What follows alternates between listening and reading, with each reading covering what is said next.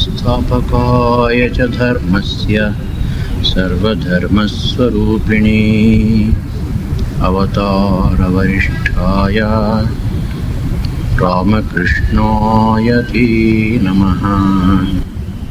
ನಿಮ್ಮಲ್ಲಿ ಅನೇಕರು ವೇದ ಮಂತ್ರಗಳನ್ನು ಕೇಳಿದ್ದೀರಿ. ಬಹುಶಃ ಅನೇಕರು ವೇದ ಮಂತ್ರಗಳ ಅಭ್ಯಾಸವನ್ನು ಕೂಡ ಮಾಡ್ತಾ ಇದ್ದೀರಿ ಅಂತ ಕಾಣಿಸುತ್ತೆ. ನಮ್ಮ ಆಶ್ರಮದಲ್ಲಿ ಕೂಡ ವಿಶೇಷ ಸಂದರ್ಭಗಳಲ್ಲಿ ವೇದ ಮಂತ್ರಗಳನ್ನು, ಶಾಂತಿ ಮಂತ್ರಗಳನ್ನು, ಸೂಕ್ತಗಳನ್ನು, ಕೆಲವು ಉಪನಿಷತ್ತುಗಳನ್ನು ಸ್ವರಸಹಿತವಾಗಿ ಹೇಳ್ತೇವೆ. ಎಲ್ಲ ಮಂತ್ರಗಳಿಗೂ ಕೂಡ ಆಧಾರಪ್ರಾಯವಾಗಿರ್ತಕ್ಕಂತಹ ಮತ್ತು ವೇದಾಭ್ಯಾಸದ ಸಮಯದಲ್ಲಿ ಸದಾ ಹೇಳ್ತಾ ಇರತಕ್ಕಂತಹ ಕೆಲವು ಶಾಂತಿ ಮಂತ್ರಗಳನ್ನು ಆರಿಸಿಕೊಂಡು ಅವುಗಳ ವಿವರಣೆಯನ್ನು ಕೊಡಲಿಕ್ಕೆ ಪ್ರಯತ್ನ ಪಡ್ತೇನೆ. ಶಾಂತಿ ಮಂತ್ರಗಳ ಪಾತ್ರ ತುಂಬ ಹಿರಿದು ಅಂತ ಹೇಳಬಹುದು. ವೇದಾಭ್ಯಾಸವನ್ನು ಮಾಡಬೇಕಾದ್ರೆ ಪ್ರಾರಂಭದಲ್ಲಿ ಮತ್ತು ಅಂತ್ಯದಲ್ಲಿ ಶಾಂತಿ ಮಂತ್ರಗಳನ್ನು ಹೇಳ್ತಾರೆ. ಅಷ್ಟೇ ಅಲ್ಲ, ಶಾಂತಿ ಕರ್ಮಗಳು ಅಂತ ಕೆಲವು ಕರ್ಮಗಳುಂಟು. ಗ್ರಹ ಪೀಡೆ, ಪಿಶಾಚಾದಿಗಳ ಬಾಧೆ ಅಥವಾ ಇನ್ಯಾವುದೋ ಪ್ರಾರಬ್ಧ ಕರ್ಮದ ವಶದಿಂದ ಬಂದಿರತಕ್ಕಂಥ ರೋಗಾದಿಗಳು, ಇವುಗಳನ್ನು ಶಾಂತ ಮಾಡಬೇಕಾದರೆ, ಅವುಗಳ ಫಲವನ್ನು ಕಡಿಮೆ ಮಾಡಬೇಕಾದರೆ ಕೆಲವು ವಿಶೇಷ ಕರ್ಮಗಳನ್ನು ಮಾಡ್ತಾರೆ. ಇಂತಹ ಶಾಂತಿ ಕರ್ಮಗಳಲ್ಲಿಯೂ ಕೂಡ ಈ ಶಾಂತಿ ಮಂತ್ರಗಳನ್ನು ಅವುಗಳ ಅವಿಭಾಜ್ಯ ಅಂಗವಾಗಿ ಪ್ರಯೋಗಿಸೋದುಂಟು. ಇದು ಅಲ್ಲದೆ ಪೂಜಾದಿ ಕರ್ಮಗಳಲ್ಲಿ, ವಿಶೇಷವಾಗಿ ದೇವತೆಗೆ ಅಭಿಷೇಕವನ್ನು ಮಾಡತಕ್ಕಂಥ ಸಮಯದಲ್ಲಿಯೂ ಕೂಡ ಈ ಶಾಂತಿ ಮಂತ್ರಗಳನ್ನು ಉಪಯೋಗಿಸ್ತಾರೆ. ಪ್ರತಿಯೊಂದು ಶಾಂತಿ ಮಂತ್ರದ ಪ್ರಾರಂಭದಲ್ಲಿಯೂ ಕೂಡ ಓಂಕಾರ ಅಥವಾ ಪ್ರಣವ ಇರಲೇಬೇಕು. ಹಾಗೆಯೇ ಕಡೆಯಲ್ಲಿ ಶಾಂತಿ ಶಾಂತಿ ಶಾಂತಿ ಈ ಶಬ್ದವನ್ನು 3 ಸಲ ಹೇಳುವುದು ನಮ್ಮ ಸಂಪ್ರದಾಯದಲ್ಲಿ ಬಂದಿದೆ. ಪ್ರಾರಂಭದಲ್ಲಿ ಓಂಕಾರವನ್ನು ಅಥವಾ ಪ್ರಣವವನ್ನು ಯಾಕೆ ಹೇಳ್ತಾರೆ ಅಂತಂದರೆ, ಪ್ರಣವವು ಒಂದು ಕಡೆ ಪರಬ್ರಹ್ಮದ ಸಂಕೇತ. ನಾವು ಯಾವ ಕಾರ್ಯವನ್ನು ಮಾಡಬೇಕಾದರೂ ಕೂಡ ಬ್ರಹ್ಮ ವಸ್ತುವಿಗೆ, ಪರಮಾತ್ಮ ವಸ್ತುವಿಗೆ ನಮ್ಮ ನಮಸ್ಕಾರವನ್ನು, ಗೌರವವನ್ನು ಸಲ್ಲಿಸಬೇಕು. ಪರಮಾತ್ಮನನ್ನು ನೆನೆಸ್ಕೊಂಡೇ ನಾವು ಸತ್ಕಾರ್ಯಗಳನ್ನು ಪ್ರಾರಂಭ ಮಾಡಬೇಕು. ಎರಡನೆಯದಾಗಿ, ಪ್ರಣವವು ವೇದದ ಪ್ರತೀಕ ಅಂತ ಕೂಡ ಹೇಳಬಹುದು. ಬ್ರಹ್ಮ ಅನ್ನೋ ಶಬ್ದಕ್ಕೆ ಸಂಸ್ಕೃತದಲ್ಲಿ ವೇದ ಅಂತಲೂ ಅರ್ಥ ಉಂಟು. ವೇದಗಳನ್ನು ಅಭ್ಯಾಸ ಮಾಡಬೇಕಾದ್ರೆ, ವೇದಗಳನ್ನು ಪಠನ ಮಾಡಬೇಕಾದ್ರೆ, ವೇದಗಳನ್ನು ಕುರಿತು ಪ್ರವಚನ ಮಾಡಬೇಕಾದರೆ ಪ್ರಾರಂಭದಲ್ಲಿ ಸಮಸ್ತ ವೈದಿಕ ಸಾಹಿತ್ಯದ ಪ್ರತೀಕವಾಗಿರ್ತಕ್ಕಂತಹ ಓಂಕಾರವನ್ನು, ಪ್ರಣವವನ್ನು ವಿಚಾರ ಮಾಡಿ ತನ್ಮೂಲಕ ವೈದಿಕ ವಾಂಗ್ಮಯಕ್ಕೆ ಗೌರವವನ್ನು ಸಲ್ಲಿಸಬೇಕು, ಸೂಚಿಸಬೇಕು. ಇನ್ನು ಶಾಂತಿಯನ್ನು 3 ಸಲ ಯಾತಕ್ಕೆ ಹೇಳ್ತಾರೆ? ನಮ್ಮ ಸಂಪ್ರದಾಯದ ಪ್ರಕಾರ ಪ್ರತಿಯೊಬ್ಬ ಮನುಷ್ಯ ವ್ಯಕ್ತಿಗೂ ಕೂಡ 3 ರೀತಿಯ ತೊಂದರೆಗಳು ಆಗ್ತಕ್ಕಂಥ ಸಂಭವ ಉಂಟು ಜಗತ್ತಿನಲ್ಲಿ. ಇದನ್ನು ತಾಪತ್ರಯ ಅಂತ ಕರೀತಾರೆ. ಕನ್ನಡದಲ್ಲಿ ನಾವು ಕಷ್ಟ ಅನ್ನೋ ಅರ್ಥದಲ್ಲಿ ತಾಪತ್ರಯ ಅನ್ನೋ ಶಬ್ದವನ್ನು ಪ್ರಯೋಗಿಸ್ತೇವೆ. ಆದರೆ ಅಕ್ಷರಾರ್ಥ ತಾಪತ್ರಯ. ತ್ರಯ ಅಂದರೆ 3 ರೀತಿಯ ತಾಪಗಳು, ದುಃಖಗಳು. ಇವುಗಳನ್ನು ನಿವಾರಣೆ ಮಾಡಲಿಕ್ಕಾಗಿ ಶಾಂತಿ ಮಂತ್ರವನ್ನು, ಶಾಂತಿ ಶಬ್ದವನ್ನು 3 ಸಲ ಹೇಳಬೇಕು. ಈ ತಾಪತ್ರಯ ಯಾವುದು? ಆಧ್ಯಾತ್ಮಿಕ ತಾಪ, ಆಧಿ ಭೌತಿಕ ತಾಪ, ಆಧಿ ದೈವಿಕ ತಾಪ. ಅಧಿಕಾರ, ಅಧಿ ಅಂತಂದರೆ ಇದಕ್ಕೆ ಸಂಬಂಧಪಟ್ಟ ಹಾಗೆ, ಆಸ್ ರಿಲೇಟೆಡ್ ಟು ಅಂತ ಅರ್ಥ. ಆಧಿ ಆತ್ಮಿಕ ಆತ್ಮ ಅಂತಂದರೆ ಇಲ್ಲಿ ಶರೀರ ಅಂತ ತೆಗೆದುಕೋಬೇಕು. ಶರೀರಕ್ಕೆ ಸಂಬಂಧಪಟ್ಟಂತಹ ತಾಪಗಳು, ರೋಗ ರುಜಿನಗಳು, ಆಧ್ಯಾತ್ಮಿಕ ತಾಪ. ಮೊದಲನೆಯ ಶಾಂತಿಯಿಂದ ನಮ್ಮ ಶರೀರಕ್ಕೆ ಯಾವ ಯಾವ ತಾಪಗಳು, ರೋಗ ರುಜಿನಗಳು, ತೊಂದರೆಗಳು, ಕಷ್ಟಗಳು ಉಂಟಾಗುತ್ತೋ ಅವುಗಳೆಲ್ಲ ನಿವಾರಣೆಯಾಗಲಿ ಅಂತ ಪ್ರಾರ್ಥನೆ. ಭೂತ ಅಂತಂದರೆ ಇತರ ಜೀವಿಗಳು, ಪ್ರಾಣಿಗಳು, ಹುಲಿ ಅಥವಾ ಹಾವು, ಚೇಳು ಇತ್ಯಾದಿ ಪ್ರಾಣಿಗಳಾಗಬಹುದು, ಕಳ್ಳಕಾಕರಾಗಬಹುದು, ನಮ್ಮನ್ನು ದ್ವೇಷಿಸ್ತಕ್ಕಂಥ ಜನ ಆಗಬಹುದು. ಇತರ ಭೂತಗಳಿಂದ, ಪ್ರಾಣಿಗಳಿಂದ ಉಂಟಾಗತಕ್ಕಂತಹ ತಾಪಕ್ಕೆ, ದುಃಖಕ್ಕೆ ಪ್ರತಿಯಾಗಿ ಪ್ರತೀಕಾರ ಮಾಡುವುದಕ್ಕಾಗಿ ಎರಡನೆಯ ಶಾಂತಿ ಮಂತ್ರವನ್ನು ಅಥವಾ ಶಾಂತಿಕಾರವನ್ನು ಹೇಳ್ತೇವೆ. ಮೂರನೆಯದು ಆಧಿ ದೈವಿಕ.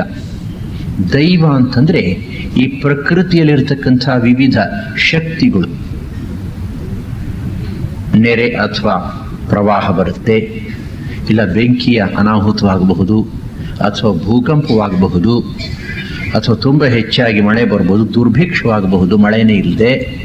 ಇದೆಲ್ಲ ದೈವದಿಂದ ಬರತಕ್ಕಂತಹ ತಾಪ, ಎಲಿಮೆಂಟಲ್ ಫೋರ್ಸಸ್ ಅಂತ ಹೇಳ್ಬಹುದು. ಅಂತಹ ತಾಪಗಳು, ದುಃಖಗಳು ಇಲ್ಲದೆ ಇರಲಿ. ಶಾಂತಿ ಶಾಂತಿ ಶಾಂತಿ. ದೇಹಕ್ಕೆ ಸಂಬಂಧಪಟ್ಟಂತಹ ತಾಪಗಳು, ಇತರ ಪ್ರಾಣಿಗಳಿಂದ ಉಂಟಾಗತಕ್ಕಂತಹ ತಾಪಗಳು ಮತ್ತು ಈ ಪ್ರಕೃತಿಯ ಪ್ರಕೋಪದಿಂದ ಉಂಟಾಗತಕ್ಕಂತಹ ತಾಪಗಳು, ಮೂರು ರೀತಿಯ ತಾಪಗಳು ಇಲ್ಲದೆ ಇರಲಿ. ಕೆಲವು ಸಲ ಈ ಶಾಂತಿ ಮಂತ್ರಗಳನ್ನು ದಶಶಾಂತಿಗಳು ಅಂತ ಹೇಳಿ ಒಂದು ವರ್ಗ ಮಾಡಿ ಆ ದಶಶಾಂತಿಗಳನ್ನು ವಿಶೇಷವಾಗಿ ಪೂಜಾದಿ ಕರ್ಮಗಳಲ್ಲಿ, ಅಭಿಷೇಕಾದಿಗಳಲ್ಲಿ ಪ್ರಯೋಗಿಸೋದುಂಟು. ದಶಶಾಂತಿಗಳಲ್ಲಿ ಇಲ್ಲದೇ ಇರತಕ್ಕಂತಹ ಕೆಲವು ಮಂತ್ರಗಳನ್ನು ಕೂಡ ಶಾಂತಿ ಮಂತ್ರಗಳ ವರ್ಗದಲ್ಲಿ ಸೇರಿಸೋದುಂಟು.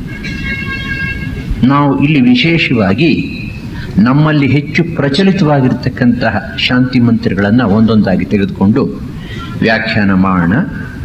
ಇದರಲ್ಲಿ ಹೆಚ್ಚು ಕಡಿಮೆ 100ಕ್ಕೆ 90 ಅಂಶ ದಶಶಾಂತಿಗಳ ಪಟ್ಟಿಯಲ್ಲಿ ಸೇರಿರತಕ್ಕಂಥದ್ದು. ಅದರಲ್ಲಿ ಸೇರಿರದೇ ಇರತಕ್ಕಂಥ ಮಂತ್ರಗಳು ಕೂಡ ಉಂಟು. ತುಂಬ ಜನಪ್ರಿಯವಾಗಿರುವ ಮಂತ್ರ ಸಹನಾವವತು. ಕೃಷ್ಣ ಯಜುರ್ವೇದಕ್ಕೆ ಸೇರಿರತಕ್ಕಂಥ ಈ ಮಂತ್ರವನ್ನು ಇವತ್ತು ಹೆಚ್ಚು ಕಡಿಮೆ ಎಲ್ಲ ಕಡೆಯೂ ಕೂಡ ಪ್ರಾರ್ಥನಾ ಮಂತ್ರವಾಗಿ ಪ್ರಯೋಗಿಸ್ತಾರೆ. ಒಂದೇ ಒಂದು ತಪ್ಪು ಜನ ಮಾಡತಕ್ಕಂಥದ್ದು ಅಂತಂದರೆ ಅದನ್ನು ಸ್ವರಸಹಿತವಾಗಿ ಹೇಳ್ತಕ್ಕಂಥ ಕ್ರಮ ಪಾಪ ಗೊತ್ತಿಲ್ಲ. ಕೆಲವರು ಅದನ್ನು ಸಂಗೀತ ಮಾಡಿ ಹಾಡೋದು ಕೂಡ ಉಂಟು ಅಂತಾನೆ. ಇಂಗ್ಲೀಷ್ನಲ್ಲಿ ಹೇಳಬೇಕಾದ್ರೆ we can appreciate their devotion but not their wisdom ಅಂತ ಹೇಳಬಹುದು. ಪಾಪ ಗೊತ್ತಿರೋಲ್ಲ. ವೇದ ಮಂತ್ರಗಳನ್ನು ಉಚ್ಚಾರ ಮಾಡಬೇಕಾದ್ರೆ ಅದಕ್ಕೊಂದು ವಿಶೇಷ ಸಂಪ್ರದಾಯ ಉಂಟು. ಈ ಸಂಪ್ರದಾಯದಲ್ಲಿ ಸ್ವರಸ್ಥಾನಕ್ಕೆ ವಿಶೇಷವಾದ ಮಹತ್ವವನ್ನು ಕೊಟ್ಟಿದ್ದಾರೆ. ಯಾತಕ್ಕೆ ಅಂತಂದರೆ ಈ ವೈದಿಕ ವ್ಯಾಕರಣದಲ್ಲಿ ಸ್ವರಕ್ಕೂ ಪದಗಳನ್ನು ಒಡೆದು ಬಿಡಿಸ್ತಕ್ಕಂತಹ ಕ್ರಮಕ್ಕೂ ಸಂಬಂಧ ಉಂಟು. ಈಗ ಒಂದು ಪಾಠ ಉಂಟು, ವೇದದ ಪಾಠ, ಒಂದು ವಾಕ್ಯ ಉಂಟು. ಆ ವಾಕ್ಯವನ್ನು ಒಡೆದು ಬಿಡಿ ಬಿಡಿಯಾಗಿ ಹೇಳಬಹುದು, ಪದಪಾಠ ಅಂತ ಹೇಳ್ತಾರೆ. ಈ ವಾಕ್ಯವನ್ನು ಒಡೆದು ಪದವಾಗಿ ಮಾಡಬೇಕಾದ್ರೆ ಆ ಪದವಾಗಿ ಒಡೆಯತಕ್ಕಂತಹ ಕ್ರಮ ಈ ಮೂಲ ವಾಕ್ಯದಲ್ಲಿರ್ತಕ್ಕಂತಹ ಸ್ವರಸ್ಥಾನಗಳನ್ನು ಅನುಸರಿಸಿಕೊಂಡು ಹೊಂದಿಕೊಂಡಿದೆ. ಅಂದರೆ ಸ್ವರ ಒಂದು ರೀತಿಯಲ್ಲಿದ್ದರೆ ಒಂದು ರೀತಿಯಲ್ಲಿ ಪದಗಳನ್ನು ಬಿಡಿಸಬೇಕಾಗತ್ತೆ, ಸ್ವರ ಮತ್ತೊಂದು ರೀತಿಯಲ್ಲಿದ್ದರೆ ಮತ್ತೊಂದು ರೀತಿಯಲ್ಲಿ ಅದನ್ನು ಒಡೆಯಬೇಕಾಗುತ್ತೆ ಪದಗಳನ್ನು. ಈ ಕಷ್ಟ ಎಲ್ಲಿ ಬರುತ್ತೆ ಅಂತಂದರೆ, ಯಾವುದನ್ನು ನಾವು ಸಮಸ್ತ ಪದ, ಸಮಾಸ ಪದ ಅಂತ ಹೇಳ್ತೀವೋ ಆ ಸಮಾಸ ಪದವನ್ನು ಒಡೆದು ಬಿಡಿ ಬಿಡಿಯಾಗಿ ವ್ಯಸ್ತ ಪದವಾಗಿ ಮಾಡುವಾಗ ಬರುತ್ತೆ ಈ ತೊಂದರೆ. ಸಮಾಸ ಪದ ಬಹಳ ಅದ್ಭುತವಾಗಿರ್ತಕ್ಕಂಥದ್ದು. ಈಗ ನೋಡಿ, ಉದಾಹರಣೆಗೆ ರಾಮೇಶ್ವರ ಅಂತ ಒಂದು ಪದ ಉಂಟು. ರಾಮೇಶ್ವರ ಅಂತಂದರೆ ರಾಮಸ್ಯ ಈಶ್ವರ ಅಂತ ಹೇಳ್ಬೋದು. ರಾಮನಿಗೆ ಯಾರು ಈಶ್ವರನು? ಅವನು. ಶೈವರು ಹೇಳ್ತಾರೆ ರಾಮ ಶಿವನ ಭಕ್ತ. ಶಿವನು ರಾಮನಿಗೆ ಈಶ್ವರ ಅಂತ. ವೈಷ್ಣವರು ಸ್ವಲ್ಪ ಅದನ್ನು ತಿರುಗಿಸ್ತಾರೆ. ರಾಮ ಯಸ್ಯ ಈಶ್ವರ ಸಹ ರಾಮೇಶ್ವರ ಅಂತ ತಿರುಗಿಸ್ತಾರೆ. ರಾಮನು ಯಾರಿಗೆ ಈಶ್ವರನೋ ಅವನು ರಾಮೇಶ್ವರ. ಅಂದ್ರೆ ಒಂದೇ ಸಮಾಸ ಪದವನ್ನ ವಿರುದ್ಧವಾದಂತಹ ರೀತಿಯಲ್ಲಿ ಬಿಡಿಸ್ತಕ್ಕಂಥ ಸಂಭವ ಉಂಟು. ಈ ರೀತಿ ಬಿಡಿಸ್ಲಿಕ್ಕೆ ಸ್ವರಸ್ಥಾನ ಬಹಳ ಮುಖ್ಯ. ಆದ್ದರಿಂದ ಸ್ವರದಲ್ಲಿ ತಪ್ಪಾದರೆ ಅರ್ಥವು ತಪ್ಪಾಗುತ್ತೆ. ಬಹಳ ಪ್ರಸಿದ್ಧವಾಗಿರ್ತಕ್ಕಂಥ ಒಂದು ದೃಷ್ಟಾಂತವನ್ನು ಕೊಡ್ತಾರೆ. ಇಂದ್ರಶತ್ರು ಅನ್ನೋ ಒಂದು ಪದವನ್ನ ಉಚ್ಚಾರಣೆ ಮಾಡ್ತಾ ಇದ್ದಾಗ ವೃತ್ರಾಸುರನ ತಂದೆ ಅವನು ಸ್ವರಸ್ಥಾನವನ್ನು ವ್ಯತ್ಯಾಸ ಮಾಡಿದಂತೆ, ಹಾಗಾಗಿ ಇಂದ್ರನಿಗೆ ಶತ್ರುವಾದಂತಹ ಮಗನು ನನಗೆ ಹುಟ್ಟಲಿ ಅನ್ನುವುದರ ಬದಲು ಯಾರಿಗೆ ಇಂದ್ರನು ಶತ್ರುವೋ ಅಂಥ ಮಗನು ಹುಟ್ಟಲಿ ಅಂತ ಅರ್ಥ ಆಗೋಯ್ತು, ರಿವರ್ಸ್ ಆಗೋಯ್ತು. ಹಾಗಾಗಿ ವೃತ್ರಾಸುರ ಇಂದ್ರನ ಕೈಯಲ್ಲಿ ಸತ್ತ ಅಂತ ಹೇಳ್ತಾರೆ. ಇಂದ್ರಶತ್ರು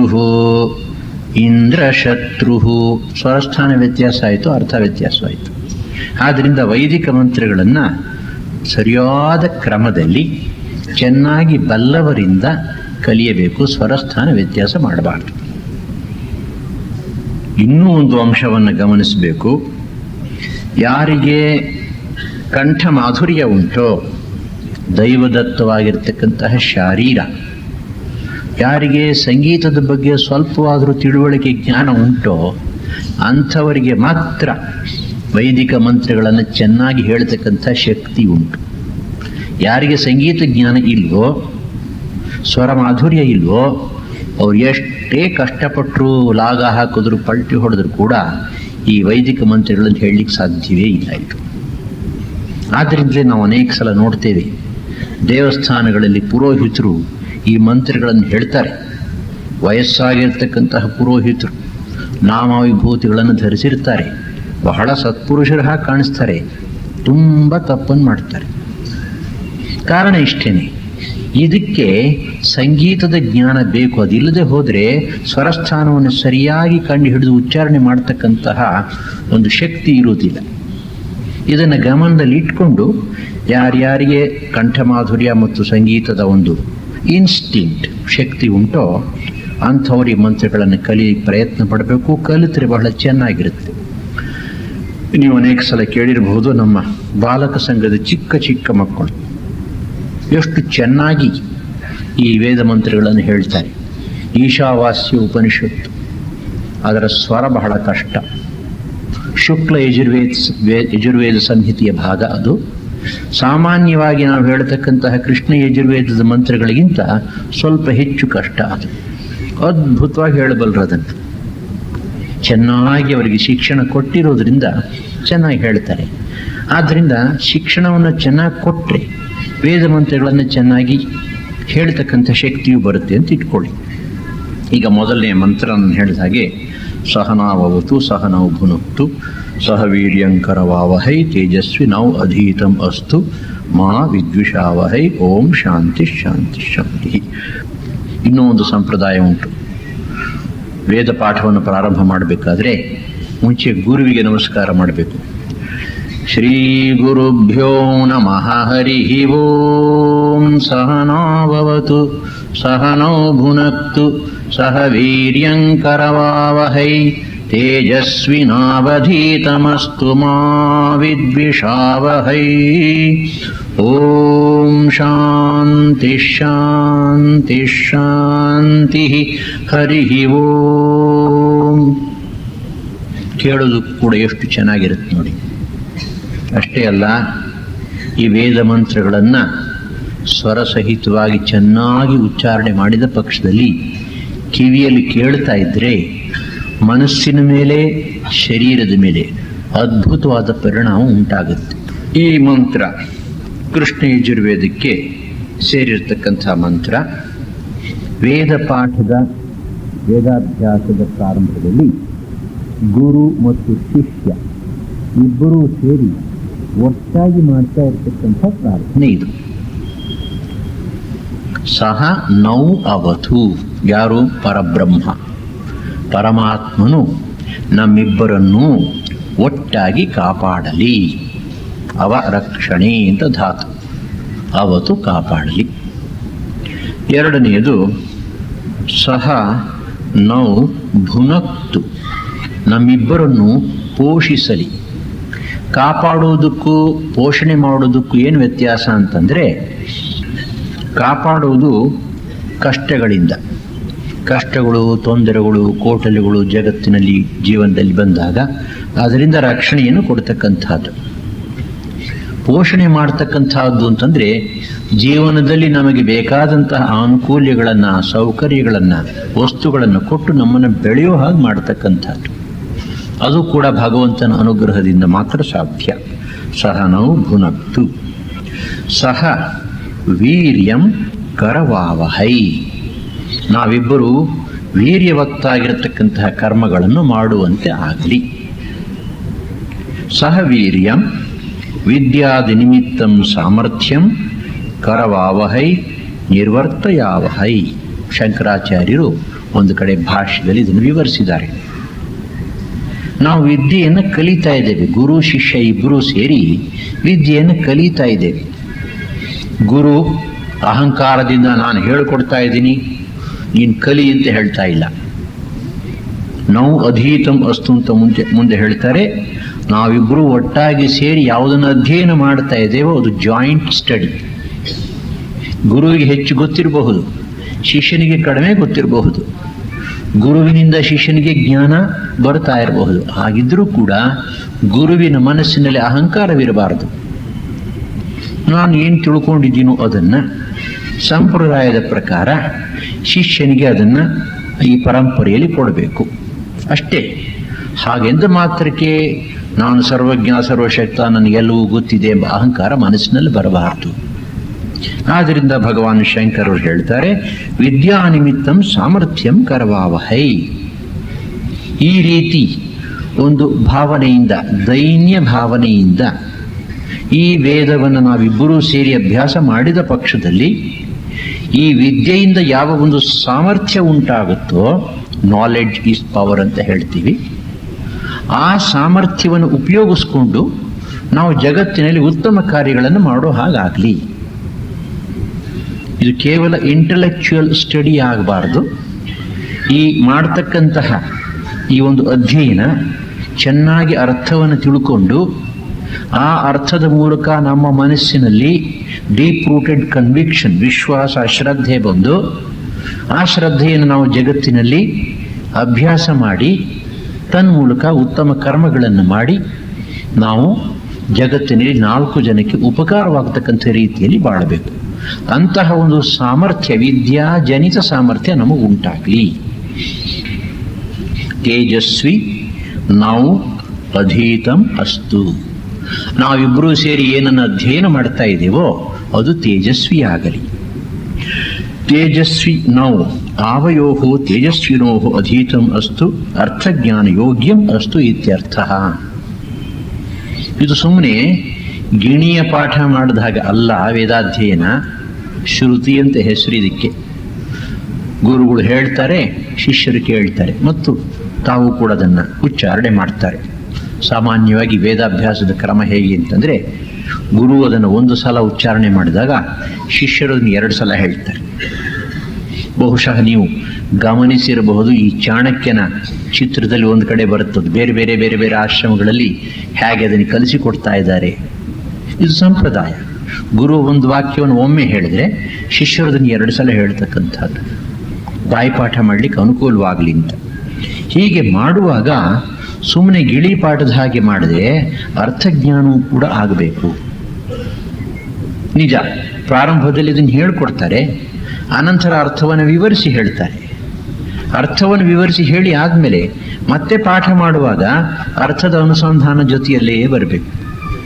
ನಾವು ಏನು ಪ್ರಾರ್ಥನೆಯನ್ನು ಮಾಡ್ತೀವೋ, ಯಾವ ಮಂತ್ರವನ್ನು ಹೇಳ್ತೀವೋ ಅದರ ಅರ್ಥ ಮನಸ್ಸಿನಲ್ಲಿ ಅನುಸಂಧಾನ ಮಾಡ್ತಾ ಇದ್ರೆ ಆಗ ಅದಕ್ಕೆ ಒಂದು ಶಕ್ತಿ ಬರುತ್ತೆ. ಮಾ ವಿದ್ವಿಷಾವಹೈ, ನಮ್ಮಿಬ್ಬರಲ್ಲಿ ಯಾವ ರೀತಿಯ ದ್ವೇಷವೂ ಕೂಡ ಇಲ್ಲದೇ ಇರಲಿ ಅಂತ ಗುರು ಶಿಷ್ಯರು ಒಟ್ಟಾಗಿ ಪ್ರಾರ್ಥನೆ ಮಾಡ್ಕೊತಾ ಇದ್ದಾರೆ. ಗುರು ಮತ್ತು ಶಿಷ್ಯ ಇವರಿಬ್ಬರು ಸೇರಿ ವೇದಾಧ್ಯಯನ ಮಾಡ್ತಾ ಇರತಕ್ಕಂತಹ ಸಂದರ್ಭದಲ್ಲಿ ಇವರಿಬ್ಬರ ನಡುವೆ ದ್ವೇಷ ಹೇಗೆ ಬರಲಿಕ್ಕೆ ಸಾಧ್ಯವಾಗುತ್ತೆ? ನಮಗೆ ಆಶ್ಚರ್ಯವಾಗಬಹುದು. ಏಕೆಂದರೆ ಹಿಂದಿನ ಕಾಲದಲ್ಲಿ ಆಚಾರ್ಯ ದೇವೋ ಭವ, ಗುರುರ್ ಬ್ರಹ್ಮ ಗುರುರ್ ವಿಷ್ಣು, ಈ ಭಾವನೆಯನ್ನು ಜನ ಇಟ್ಕೋತಾ ಇದ್ರು. ಗುರುವನ್ನು ಸಾಕ್ಷಾತ್ ಪರಮಾತ್ಮನಾಗಿ, ಪರಮಾತ್ಮನ ಪ್ರತೀಕವಾಗಿ, ಪ್ರತಿರೂಪವಾಗಿ ಗೌರವಿಸ್ತಾ ಇದ್ರು. ಅಂತಹ ಅತ್ಯಂತ ಗೌರವಪೂರ್ಣ ಸೌಹಾರ್ದಯುತ ಸಂಬಂಧ ಇದ್ದಂಥ ಕಾಲದಲ್ಲೂ ಕೂಡ ಈ ರೀತಿ ಮಂತ್ರದಲ್ಲಿ ಸೇರಿಸಿರ್ಬೇಕಾದ್ರೆ ಇದಕ್ಕೇನೋ ಒಂದು ಕಾರಣ ಇರಬೇಕು. ಏನು ಕಾರಣ ಅಂತಂದ್ರೆ, A knowledge of human psychology, A knowledge of the weaknesses of the human mind ಅಷ್ಟೇ. ಇಂತಿಂತಹ ಸಂದರ್ಭಗಳಲ್ಲಿ ಹೀಗಾಗಬಹುದು ಅಂತ ಮುಂಚೆನೆ ಯೋಚನೆ ಮಾಡಿ ಅದಕ್ಕೆ ಪ್ರತೀಕಾರವನ್ನು ಸೂಚಿಸ್ತಾ ಇದ್ದಾರೆ. ವಿದ್ಯಾಗ್ರಹಣ ನಿಮಿತ್ತಂ ಶಿಷ್ಯಸ್ಯ ಆಚಾರ್ಯಸ್ಯ ವಾ ಪ್ರಮಾದಕೃತಾತ್ ಅನ್ಯಾಯಾತ್ ವಿದ್ವೇಷಃ ಪ್ರಾಪ್ತಃ ತಚ್ಛಮನಾಯ ಇಯಂ ಆಶೀಹಿ ಮಾ ವಿದ್ವೇಷಾವಹೈ ಇತಿ ಮಾ ಏವ ಇತರೇತರಂ ವಿದ್ವೇಷಂ ಆಪದ್ಯಾವಹೈ. ಎಷ್ಟು ಸರಳವಾಗಿ ಇದನ್ನು ವಿವರಿಸ್ತಾರೆ ಶಂಕರಾಚಾರ್ಯರು. ವಿದ್ಯಾಗ್ರಹಣ ನಿಮಿತ್ತಂ, ಇವರು ವಿದ್ಯೆಯನ್ನು ಹೇಳಿಕೊಡ್ತಾ ಇದ್ದಾರೆ, ಅವನು ವಿದ್ಯೆಯನ್ನು ಕಲಿತಾ ಇದ್ದಾನೆ. ಇಂತಹ ಸಂದರ್ಭದಲ್ಲಿ ಪ್ರಮಾದವಾಗಬಹುದು, ಬಾಯಿ ತಪ್ಪಿ ಬೇರೆ ಏನು ಹೇಳಬಹುದು, ಅಥವಾ ಎಷ್ಟೇ ಆದರೂ ಕೂಡ ಮನುಷ್ಯರಿಗೆ ಕೆಲವು ಸಂದರ್ಭದಲ್ಲಿ ಸಿಟ್ಟು ಬರಬಹುದು, ಅಥವಾ ಶಿಷ್ಯ ಬುದ್ಧಿವಂತನಾಗಿ, ಹೆಚ್ಚು ಬುದ್ಧಿವಂತನಾಗಿ ಪ್ರಶ್ನೆಗಳನ್ನು ಕೇಳಿದಾಗ ಆ ಪ್ರಶ್ನೆಗೆ ಸಮರ್ಪಕವಾದಂತಹ ಉತ್ತರವನ್ನು ಕೊಡ್ತಕ್ಕಂಥ ಶಕ್ತಿ ಗುರುಗಳಲ್ಲಿ ಇಲ್ಲದೇ ಇರಬಹುದು. ಇಂತಹ ಕೆಲವು ವಿಶೇಷ ಸಂದರ್ಭಗಳಲ್ಲಿ ಇವರಿಬ್ಬರ ನಡುವೆ ಮನಸ್ತಾಪ, ವಿದ್ವೇಷ ಬರತಕ್ಕಂತಹ ಸಂಭವ ಉಂಟು. ಅದು ಬರದೇ ಇರಲಿಂತ ಮುಂಚೆನೆ, prevention is better than cure ಅಂತ ಹೇಳ್ತೀವಲ್ಲ, ಬರದೇ ಇರಲಿಂತ ಮುಂಚೆನೆ ಅದಕ್ಕಾಗಿ ಶಾಂತಿ ಮಂತ್ರದಲ್ಲಿ ಸೇರಿಸ್ಕೊಂಡ್ಬಿಟ್ಟಿದ್ದಾರೆ. Agreement between the teacher and the disciple on one side and God on the other side.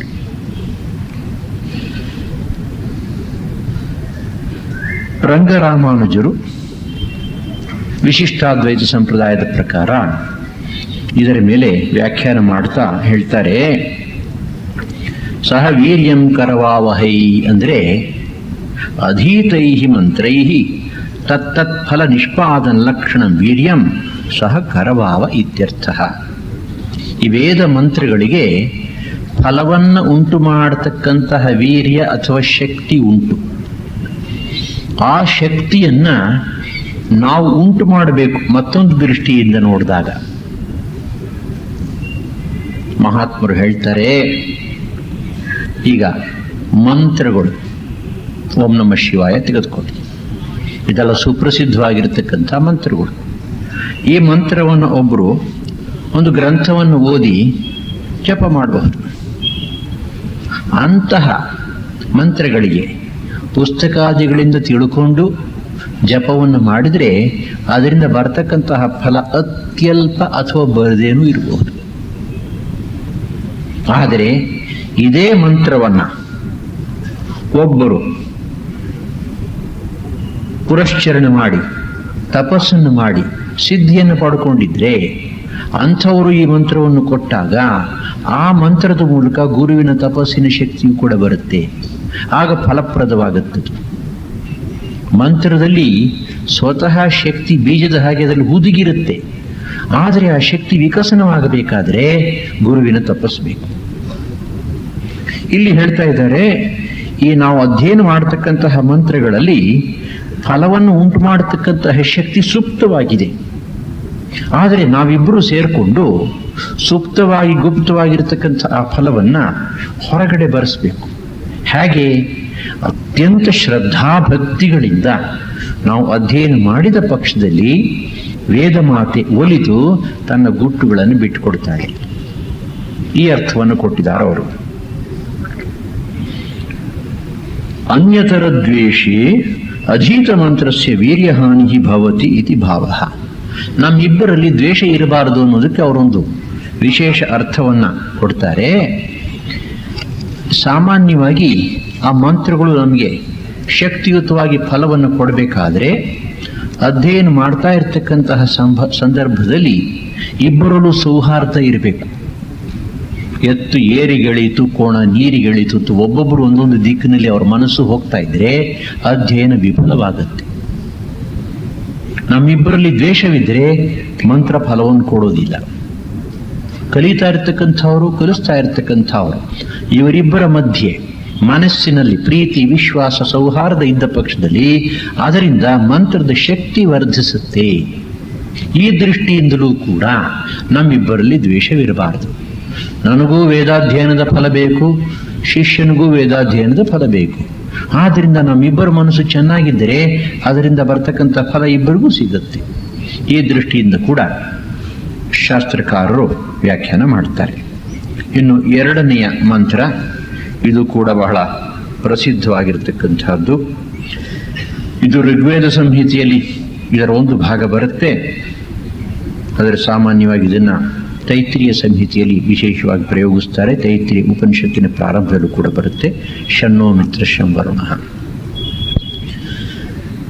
ಓಂ ಶನ್ನೋ ಮಿತ್ರಶಂ ವರುಣಃ ಶನ್ನೋ ಭವತ್ವರ್ಯಮಾ ಶನ್ನ ಇಂದ್ರೋ ಬೃಹಸ್ಪತಿಃ ಶನ್ನೋ ವಿಷ್ಣುರುರುಕ್ರಮಃ ನಮೋ ಬ್ರಹ್ಮಣಿ ನಮಸ್ತೆ ವಾಯೋ ತ್ವಮೇವ ಪ್ರತ್ಯಕ್ಷಂ ಬ್ರಹ್ಮಾಸಿ ತ್ವಾಮೇವ ಪ್ರತ್ಯಕ್ಷಂ ಬ್ರಹ್ಮ ವದಿಷ್ಯಾಮಿ ಋತಂ ವದಿಷ್ಯಾಮಿ ಸತ್ಯಂ ವದಿಷ್ಯಾಮಿ ತನ್ಮಾಮವತು ತದ್ಭಕ್ತಾರಮವತು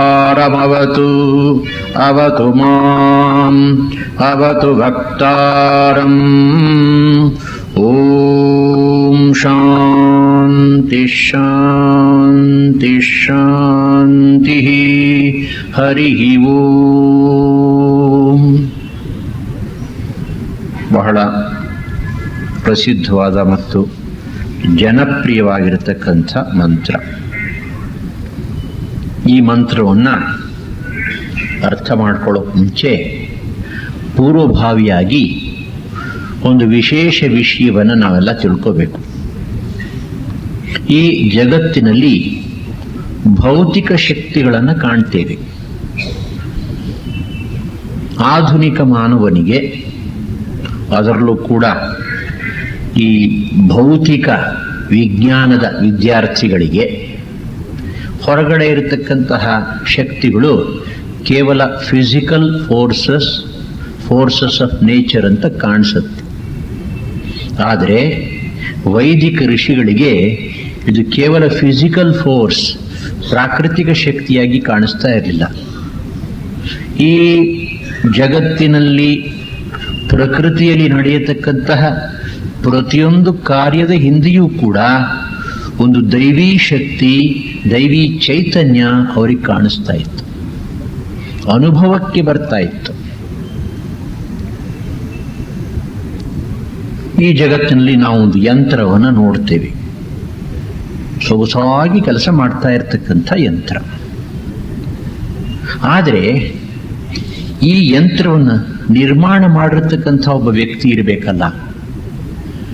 ಬುದ್ಧಿವಂತನಾಗಿರ್ತಕ್ಕಂತಹ ಒಬ್ಬ ವ್ಯಕ್ತಿಯಿಂದ ಆ ಒಂದು ಮೆಷೀನ್, ಯಂತ್ರ ನಿರ್ಮಿತವಾಗಿದೆ.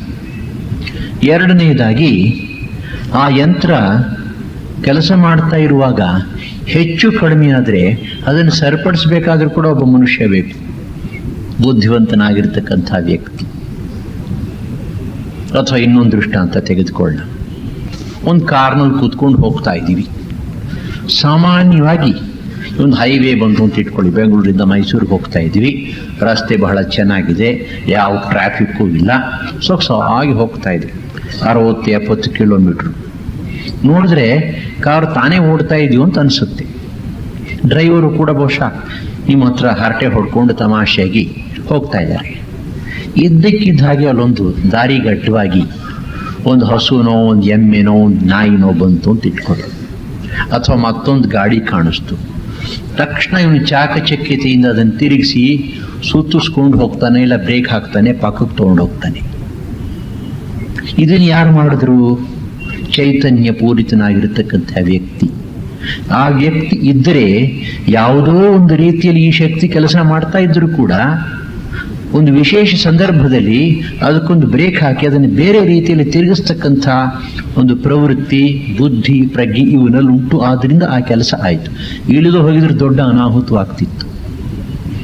ಹಾಗೆಯೇ ಈ ಪ್ರಪಂಚದಲ್ಲಿ ಪ್ರಕೃತಿಯ ಶಕ್ತಿ ಒಂದು ರೀತಿಯಲ್ಲಿ ಕೆಲಸ ಮಾಡ್ತಾ ಹೋಗ್ತಾ ಇದೆ.